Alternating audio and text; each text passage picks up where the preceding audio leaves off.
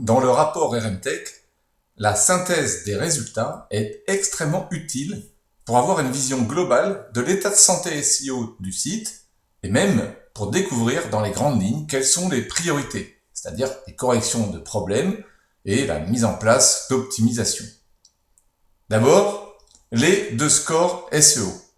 Ils vont vous donner des repères, évidemment, pour savoir d'un coup d'œil si le site il est bien optimisé, mais aussi pour suivre l'évolution des scores au fil des audits.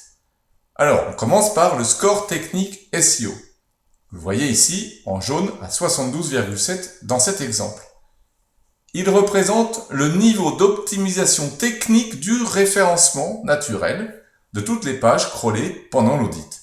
En fait, il indique si, en moyenne sur l'ensemble du site, tout a été fait sur le plan technique pour maximiser les chances de réussite SEO. Alors, il est majoritairement basé sur l'indice Quality Risk que je vais vous présenter juste après. Alors, autant vous dire qu'il faut vraiment vous fixer un objectif élevé, au minimum 80, voire 90, peut-être même 95 pour atteindre le vert. Voyez ce score en fait comme un minimum requis. Si vous n'avez pas un score très élevé ici, inutile de vous plaindre que votre référencement n'est pas au top. Le deuxième score, appelé Performance SEO, il est ici en rouge, il fait 64 dans cet exemple. Il représente le niveau de performance des pages crawlées. Il indique si en moyenne sur l'ensemble du site, les pages que vous souhaitez faire indexer ont du succès. On parle de succès quand la page réussit à générer elle-même du trafic organique, le référencement naturel. Mais en fait, on tient aussi compte d'autres aspects, par exemple l'intérêt des utilisateurs pour la page ou les capacités de cette page à bien se positionner dans les résultats de Google, le fameux SERP. En fait, les performances sont évaluées avec notre indice zombie que je vais également vous présenter dans quelques instants. Donc pour ce score aussi, vous devriez atteindre au minimum 80. Vous verrez quand même que c'est plus dur que pour le score technique. Alors, je reviens maintenant sur la définition de l'indice Quality Risk. Il s'agit d'un indice entre 0 et 100 qui évalue pour chaque page le risque que l'on prend à décevoir l'internaute ou l'algo de Google à cause d'une qualité insuffisante. Les critères sont presque exclusivement techniques, on ne parle pas d'analyse sémantique ici. En gros, c'est une façon de résumer l'ensemble des problèmes techniques SEO accumulés par la page. Disposer de l'indice pour chaque page vous fait gagner du temps. C'est bien plus efficace que de traiter chaque problème un par un. Bon, ce n'est pas tout à fait ça, mais on peut voir cet indice comme la probabilité de décevoir l'internaute. Il faut donc qu'elle soit proche de 0. Votre objectif, c'est clairement que la très grande majorité de vos pages ait un indice Quality Risk de 0, ou disons moins de 20. En fait, nos études effectuées sur des dizaines de millions de pages montrent que l'indice Quality Risk est un bon estimateur de succès SEO. C'est-à-dire qu'il est rare d'avoir du succès avec des pages à fort Quality Risk, et il est fréquent avec des pages à indice 0. D'ailleurs, vous pouvez le vérifier pour le site que vous avez audité. Bon, ce que je vous raconte sur l'indice Quality Risk, c'est pour une page donnée. Retenez donc bien que Quality Risk peut servir à prédire le succès SEO de la page. Et maintenant, si on raisonne sur l'ensemble du site, il se passe quoi? Alors, si votre site il a trop de pages à fort indice Quality Risk, comme on peut le voir ici sur ce graphique, eh bien cela signifie qu'il est probable que la qualité globale du site perçue par Google soit faible, et donc que le référencement du site ne soit pas performant. Car je vous rappelle que depuis l'algo Panda en 2011 quand même, eh bien Google se base sur la qualité de l'ensemble des pages que vous lui demandez de faire indexer.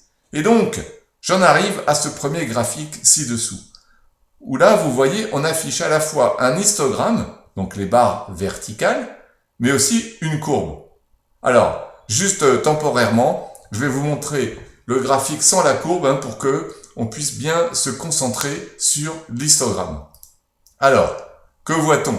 Donc, chaque barre indique combien on a trouvé de pages sur le site pour certaines valeurs de l'indice Quality Risk. Vous voyez ici les valeurs de 0, de 1 à 9, 10 à 19, etc. Donc là, pour ce site, je constate immédiatement qu'il y a trop de pages qui ont un fort indice en rouge. Là où il y a le plus de pages, c'est entre 50 et 60. C'est beaucoup trop. Bon, heureusement, il y a aussi des bonnes pages, des barres en bleu, notamment même des pages qui ont Quality Risk 0. Alors, en fait, je dis ça car on a remarqué que les sites qui fonctionnent le mieux dans Google, qui progressent régulièrement, qui n'ont pas les horribles effets yo-yo sur leur trafic organique, eh bien, ces sites-là sont ceux avec très peu de barres en rouge et majoritairement des barres en bleu. Je vais vous montrer des exemples dans quelques instants. Alors, comme je vous l'ai dit, il s'agit en fait à ce niveau d'une prédiction de succès. Mais grâce au couplage avec Analytics, on peut savoir si cette prédiction, elle était précise ou pas. En tout cas, pour le site que vous étudiez. Alors, je reviens à mon graphique initial, celui avec la courbe en plus de l'histogramme. Donc en fait ici, la courbe en violet indique les performances SEO des pages en termes de nombre de visites générées en référencement naturel. Vous voyez ici quoi? Que seules les pages à Quality Risk 0 génèrent vraiment du trafic et pour les autres, c'est extrêmement faible. Et pourtant, la majorité des pages de ce site sont là où les performances sont presque à 0. Sans même regarder le reste du rapport, je sais déjà plein de choses. Ce site a une trop grosse proportion de pages de mauvaise qualité, en tout cas sur le plan technique. Ça lui occasionne peut-être un effet yo-yo dans Google au fil des core updates, les mises à jour. Un coup il progresse et le suivant il s'écroule. Si on veut voir les choses sous l'angle positif, on peut aussi se dire qu'il y a une belle marge de progression sur ce site. En effet, si on corrige les problèmes de toutes ces pages à Quality Risk 50 pour atteindre Quality Risk 0, eh bien, on peut espérer une nette amélioration du référencement. Alors maintenant que vous connaissez Quality Risk et que vous savez exploiter ce premier graphique, je vais vous parler d'un indice encore plus utile pour vos analyses SEO, c'est l'indice Zombie. Donc cet indice Zombie, c'est une version plus évoluée et plus précise que l'indice Quality Risk, car en plus des données analysées sur le site ou les pages elles-mêmes, eh bien il exploite les données issues de Google Analytics et Google Search Console. Mais ça change quoi en fait par rapport à Quality Risk? Mais en fait, une page zombie, c'est une page qui non seulement cumule énormément de problèmes, et donc risque de décevoir l'internaute, comme on peut l'évaluer avec Quality Risk, mais aussi qui n'a pas de succès. Elle génère pas ou très peu de visites SEO, même sur un an. Elle est rarement consultée, même en dehors du trafic SEO. Elle se positionne très mal dans Google, etc. Là aussi, les valeurs de l'indice zombie sont entre 0, c'est la meilleure valeur, et 100, c'est la pire. Là aussi, nos études montrent que souvent, les sites qui ont une très grande proportion de pages à fort indice zombie sont victimes de baisse pendant les updates de Google. Et attention, c'est encore plus frappant quand le site ne dispose même pas d'un stock de pages à indice zombie très faible. Conclusion, votre priorité, c'est de ne plus avoir de pages à fort indice zombie et que la majorité des pages ait un indice à 0 ou très faible. Alors, comme on peut le constater sur cet exemple avec la fameuse courbe en violet, eh bien, vous verrez ce que ça va donner pour vous. Eh bien, ici, c'est vraiment très net. Les pages à indice zombie 0 sont vraiment très efficaces. Et les autres n'apportent quasiment aucun trafic. Et pourtant, elles donnent une mauvaise image du site aux internautes et sans doute aussi à l'algo de Google. Alors, que faut-il faire? Surtout pas supprimer bêtement les pages à fort indice zombie. Dans les fichiers annexes du rapport, vous avez tous les détails sur les problèmes à corriger. Donc, votre priorité, c'est d'améliorer les pages ayant les plus forts indices zombies, ici en rouge sur ce graphique, afin que plus tard, votre histogramme dans vos prochains audits, montre une majorité de barres en bleu et non pas en rouge. C'est-à-dire, petit à petit, au fur et à mesure de vos corrections, de vos optimisations, quand vous allez refaire un autre rapport d'audit, eh bien les barres rouges, finalement, c'est comme si elles devaient se déplacer vers la gauche pour faire grandir les barres bleues. Est-ce que ça va se voir rapidement? Oui et non. Alors, je vous explique.